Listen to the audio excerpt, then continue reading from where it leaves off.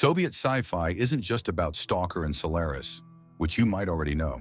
The USSR produced a wide range of sci-fi films, from socialist propaganda about conquering the solar system, one of which was re-edited by Francis Ford Coppola for its Hollywood release, to post-apocalyptic stories, horror, and even a perestroika-era take on Groundhog Day. Aelita is one of the first full-length films about space travel. Engineer Los, living in the 1920s starving Petrograd, receives a mysterious radio signal. His imagination conjures up images of the Martian world, where a council of elders rules and humans are kept in refrigerators. Los builds a spaceship and, after numerous challenges, journeys to Mars. There, he meets the Martian queen Aelita, falls in love with her, and helps the slaves overthrow the elders. The film featured avant-garde sets and costumes, but was met with cold reception from Soviet critics, who accused it of decadence and being useless to the proletarian culture. The Sky Calls tells the story of the first mission to Mars. An American spacecraft, Typhoon, arrives at a Soviet space station, where the crew is briefed on an upcoming mission to Mars. However, the owners of Typhoon pressure the crew to beat the Soviets to Mars, and the ship veers off course, risking a fatal fall into the sun. Soviet astronauts launch a daring rescue mission despite the dangers. In the film, Soviet cosmonauts are portrayed as heroic and self-sacrificing, while the Americans are depicted as selfish and cowardly. The film was later re-edited for US release under the title Battle Beyond the Sun. In this version, all Soviet symbols were removed, and scenes showing Soviet spacecraft models were replaced with NASA imagery. Additionally, several monster scenes were added, a result of Roger Corman's work with a young Francis Ford Coppola, who used the pseudonym Thomas Kolchart for this project. As a result, the edited version was 13 minutes shorter than the original and significantly altered for American audiences. This is a Soviet science fiction classic that made a significant impact on the genre.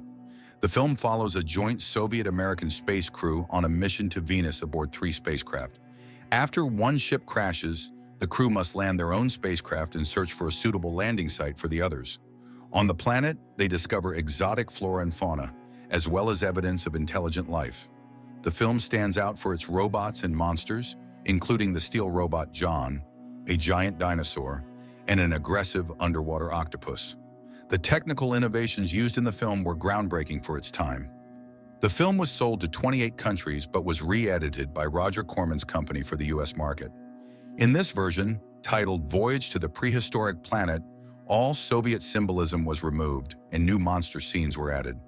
Several years later, Peter Bogdanovich created a new reworking called Voyage to the Planet of Prehistoric Women, replacing the sci-fi elements with an adventure featuring Amazon women. The first Soviet film in the genre of science fiction horror, based on the novella by Sever Gonsovsky. The story takes place in a remote nature reserve, where experiments in artificial evolution of bears are being conducted. As a result, autarks, humanoid creatures with advanced intellect but devoid of emotions and morality, are created. The main character, a cynical journalist named Betty, arrives in the reserve to shoot a documentary about wildlife. Instead, he encounters horrors. The locals are secretive and frightened, and the unusual abilities of the children become more apparent. Soon he realizes something terrible is happening in the reserve. In true horror fashion, the film includes a scene where the protagonists, armed with only 2 rifles, venture into a dark underground dungeon that has become the epicenter of spreading evil. The first Soviet film about the aftermath of a nuclear war, directed by Konstantin Lopushansky, became iconic in the Russian industrial subculture. The film depicts air raids, people in gas masks, sepia tones, and an atmosphere of hopelessness. In Dead Man's Letters, a scientist takes shelter in a museum's underground after the bombing, where he writes letters to his presumably deceased son. The survivors are being prepared for evacuation to an underground bunker, which will be sealed for decades, but sick children will not be taken. The metaphor of the abandoned museum as a repository of human culture was crucial for Lopushansky. He uses it again in his next film, Visitor to the Museum, which portrays a devastated world after an ecological catastrophe. The protagonist arrives at a seaside settlement where the locals are preparing for a strange religious celebration. Perestroika-era cinema was not known for its cheerfulness, but the scene of a collective ritual, filmed with several hundred real patients from psychiatric institutions as extras, stands out for its stunning darkness.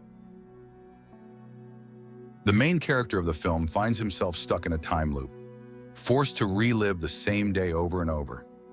The plot is reminiscent of Groundhog Day, but it was made 6 years earlier. 38-year-old Sergei Pshenichny, after an argument with his father, accidentally meets former mining engineer Andrei Nemchinov, who served time for a mining accident. Their walk through the village leads to strange events. A village policeman mistakes them for spies. Praises of Soviet geneticist Trofim Lysenko come through the loudspeakers, and the front page of a fresh newspaper reads, May 8, 1949, the birthday of Sergei. The characters find themselves in Stalin's past, and Pshenichny faces the arrest of his father. Not knowing what to do next or how to escape from this unpleasant time, the characters get jobs at the very mine where, decades later, Nemchinov will cause a collapse. Mirror for a Hero, based on the novella of the same name, became a landmark film of the Perestroika era, addressing the theme of reconciliation with one's own history. In a forest near a Soviet town, a black sphere appears, capable of replacing a person's mind with an alien consciousness. While the body is fully controlled by the aliens, the person retains their memory and ability to speak Russian. Using a special weapon called the Mediator, the aliens begin replacing key people in the town, aiming to prepare for Earth's colonization by capturing a radio telescope. This three-part film by Vladimir Potapov, based on Alexander Meyer's novella, creates an atmosphere of total paranoia, where teenagers, unsure of what's happening, start suspecting their loved ones of being spies. The film serves as the Soviet equivalent of the American thriller Invasion of the Body Snatchers.